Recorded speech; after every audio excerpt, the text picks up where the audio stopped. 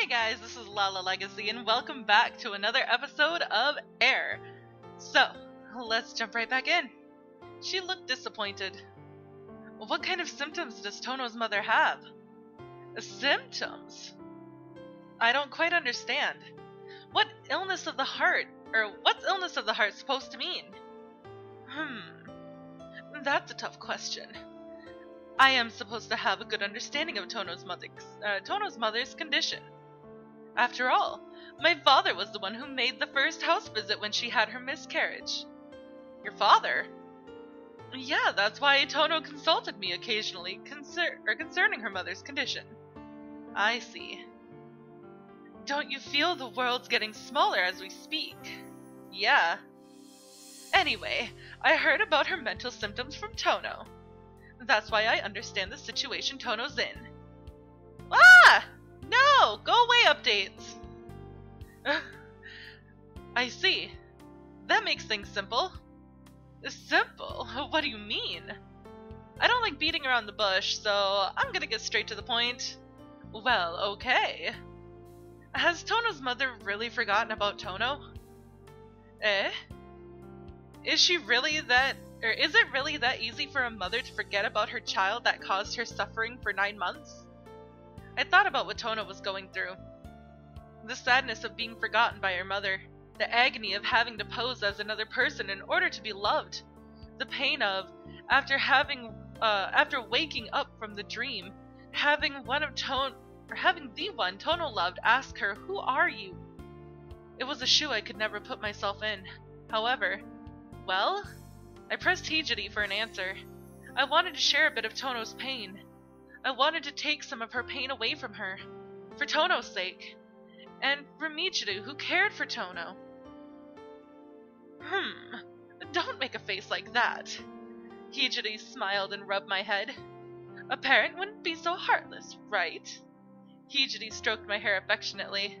But quit worrying so much. What do you think Tono's mother and I were talking about just now? What? Her mother was worried sick. Huh? Tono had run away from home, didn't she? Oh, yeah. Her mother acted as if she had lost someone very important. Important? She nodded. Yeah, so that's how it is. Hijiri hit my head lightly another time. You just have to do what you can do. What I can do? That's right.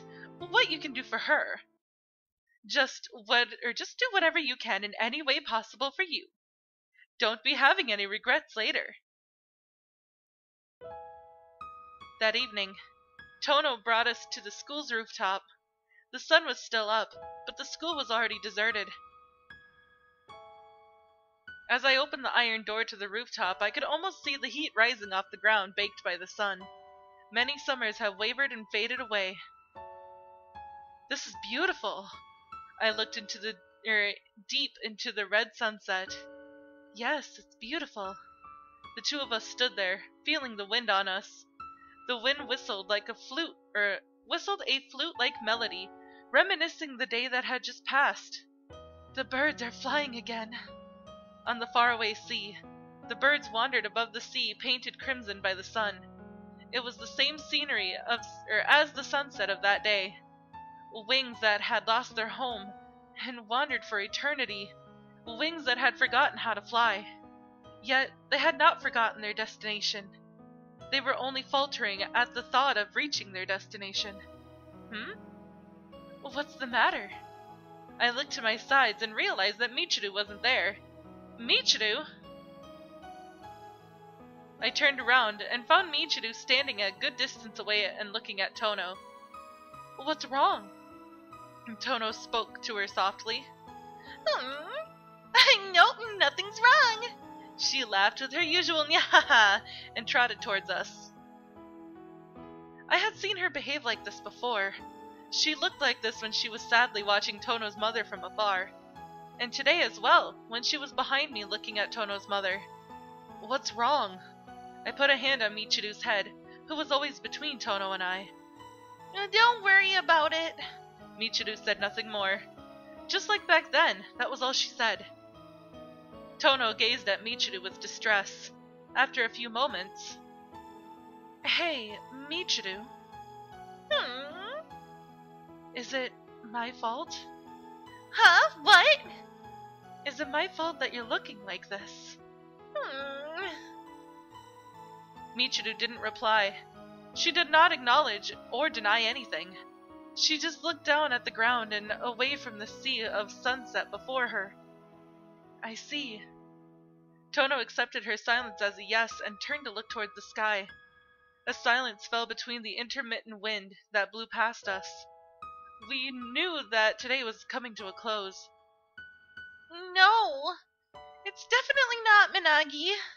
Michiru casted her eyes upon the sea. She looked at the calm sea that embraced the sun. "It's not?" "Yeah, "Why is it not?" this place." Having said this much, Michiru stopped herself.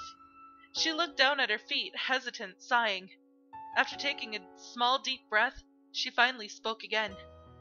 "This place isn't where you belong, Minagi." "Eh?" "You know that, don't you? You're forcing yourself." "Forcing?" "You mustn't lie to yourself." Michiru cut Tono off with a forceful tone.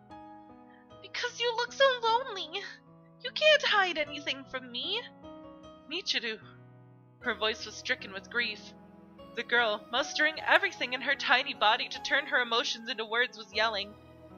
"I know, because I'm always by your side. I know everything that you feel."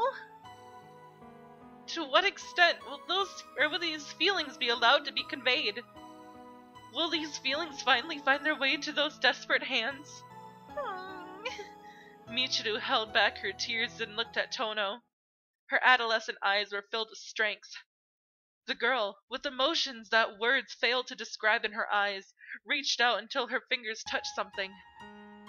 "You shouldn't be like this, Minagi. If you feel lonely, you have to say it. Otherwise, I will feel sad too. It pains me to see you like this." "Michiru." "Tell me, okay?" "Okay. I'm sorry." Tono embraced Michiru in the sunset glow with arms that looked like soft wings. Michiru, with tears in her eyes, accepted all of Tono's warmth with her small body. The connected emotions had reached even the sunset sea. The waves rolled softly in the evening calm. The emotions contained in this outstretched hand reached the vast horizon that separated sea and sky. I watched on, slightly envious of those two. Then I thought about what I could do for them, what was possible within my means. There wasn't a need to think too deeply about such a thing. Although what I could do was very limited, there was something that only I could do, and it was something that I had to do, for their sake, for my own sake as well. So... "Hey, Kurosaki Yukito?" We were on our way home. Michiru pulled on my clothes while looking at Tono walking in front. I felt her strong wish on her small hand. "I understand," I answered. "Okay." Michiru nodded and smiled faintly. Then, in a whispering voice, "I'm leaving the rest to you, Kurosaki Yukito. With this, the long dream can finally end." Oh my gosh, I'm crying. Nighttime. Tono and I sat down at the bench together, gazing at the stars as usual. The darkness of night enhanced the brilliance of the twinkling stars. I let out a small sigh in this world of darkness that threatened to suck me in. I've asked Michiru for too much. While listening to Tono's apologetic murmurs, I organized my thoughts. I had to do what I could for them. "Hey, Tono!" I spoke in a subdued voice. "Yes?" "I've decided to leave this town." "Eh?" "I've stayed too long. I think this is the right time to leave." "Is that so?" Tono casted her eyes down, depressed. "What about money? If you don't mind this small amount." She fumbled the pocket of her skirt. No, it's okay, I'll manage. I stopped her hand. But don't worry about it. If I really want to, I can just leave without any money. Well, it was just my stubbornness at work. I told myself I wouldn't leave this town until I earned some money. I took out my puppet and showed Tono. I made the puppet bow, and Tono bowed right back at the puppet. You see, I actually have a favor to ask of you. Me? Yeah. As long as it's within my means. You can do it. It's really simple. Simple? That's right. It's really simple. I just want you to leave the town with me. Huh? You don't want to? I don't understand what you mean by that. I want to show you something. What? The world. The world? That's right. It's not a dream. I want to show you the real world. So, I held her slender fingers tightly. Let's go see the world together. I looked into Tono's eyes. This was what I could do. This was all I could do for Tono and Michiru. Tono looked back at me, not saying a word. An eternal silence fell between us amidst the background calls of the nocturnal bugs. Finally, okay. In the summer night, a silent smile lit up Tono's face.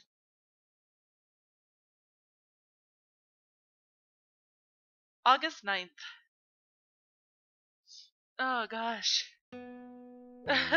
My nose is so runny from crying. It was an ordinary morning. Sunlight and the sound of the cicadas surrounded us. Alright, shall we go? The next day after breakfast, while Minagi was washing the dishes, I put a hand on her shoulder. Where are we going? Tono tilted her head to one side and looked at me curiously. Isn't it obvious? We're going to make preparations for the journey. Don't give me that look. Are you going on a journey just like that? She nodded. I brought extra clothes. Silly! I reprimanded her.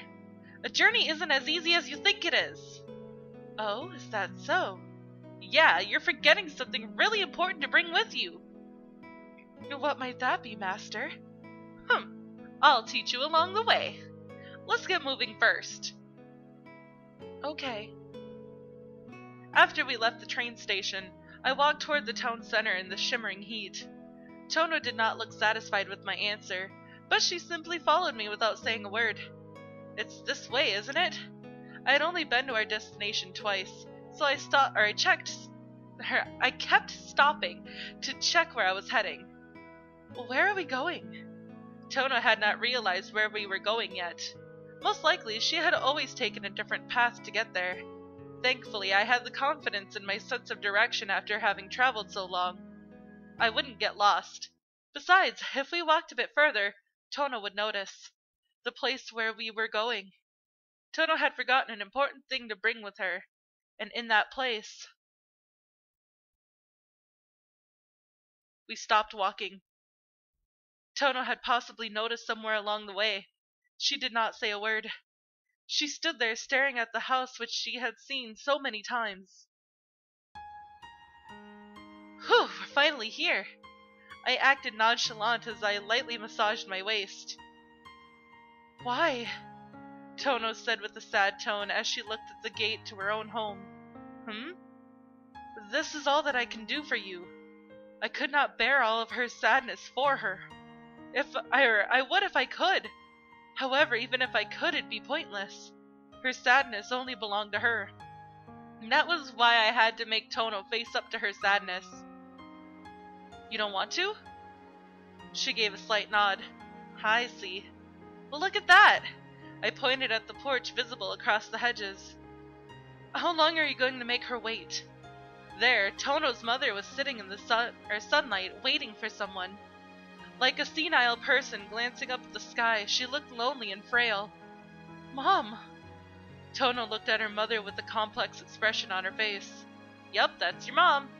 I put a hand on Tono's head. Alright, I'll leave it to you to decide what you want to do. My hand still on her head. Are you going to go on a journey with me? Or are you going to go somewhere by yourself? Or are you going to go back to the place you belong? It's your choice. My choice? Right, it's a decision to be made by Tono Minagi herself. Minagi? Yeah, you're Tono Minagi! Tono Minagi. Tono slowly muttered those words. Then, she lowered her head and thought about it. It seemed like an eternity. How much time was needed to recount her memories in this house where she was born and raised? The days of her childhood, the days of happiness, and the days that bore no happiness. However, the answer was certain. Even if there was nothing but sadness left in this place, it was home to her. Kunisaki-san, Tono looked at me with eyes that spoke. I simply nodded. Go, find what you've forgotten. I gave Tono's back a light shove. It was a promise I made to Michiru without an exchange of words. The young girl had entrusted me with her wish. It was all I could do. However, it was also something only I could do. I was not being presumptuous. It was an unspoken consensus between us. Kunisaki-san. Tono turned around and called my name. See you tomorrow, I told her before she started speaking. Tono did not make a sound. She moved her mouth voicelessly, conveying her thoughts to me. That alone was sufficient. Tono entered through a gap in the hedges with hesitant footsteps. It was no longer necessary for her to turn back. Tono Minagi had decided on her own will to take that step forward. That was what it meant to live in this world. I turned around with my back facing Tono's house. Glancing up at the summer sky above my head, I saw a bird flying towards the horizon. There was no longer room for doubt. The place we ought to go was always within reach. Minagi! I heard a clear voice like a bird being released into the never-ending sky. I started whistling. Do flightless wings bear any purpose? Tono's words came back to me. Yes, they do. They are a memory of one's past, of soaring through the skies. Isn't that right, Michiru? That night, I sat alone on the bench and looked up at the starry sky. The only sounds that could be heard were the chirps of the nocturnal bugs. The silence reminded me of the fact that I was on a journey, and the fact that the girl who had wandered for so long found her home at long last. Minagi's gone home! I heard a familiar voice in the dark. It was Michiru. Welcome back, I greeted her. I thought I sounded quite composed, but I had a feeling that she would come here. I'm back, Michiru said. Our greetings ended at that. Anything more would have been superfluous? I don't know. The two of us sat on that bench. Michiru listened to the sounds of the bugs while kicking her legs. Hey, Kunisaki Yukito! Looking at her feet with downcast eyes, Michiru spoke. Are you going to leave this town after all? Yeah. I see. But I don't know when I'll leave. I haven't gotten any of this yet. I made the money sign with my hand. Too bad for you! Seriously. That's why I'm going to stay here for quite a while. I let out an exaggerated sigh. I see. Yup. In that case, can you take care of Minagi for me? Eh? I'm sure Minagi will be fine without me. Are you going somewhere? I looked at Michiru's lonely figure. Right beside me. Michiru had shifted her gaze from her feet to the stars without my knowing. I have to go back. The night sky was dotted with countless stars tonight. Go back? Yup. Where? You see, there's a very lonely girl up there in the sky, Michiru said with a gentle voice. Michiru's voice sounded like it didn't belong to her, but rather to an older woman. She can only keep dreaming, and a dream of sadness, and there's nothing else for her. Because she can't find happiness, she keeps living in a sad dream. I am a fragment of her sad dream.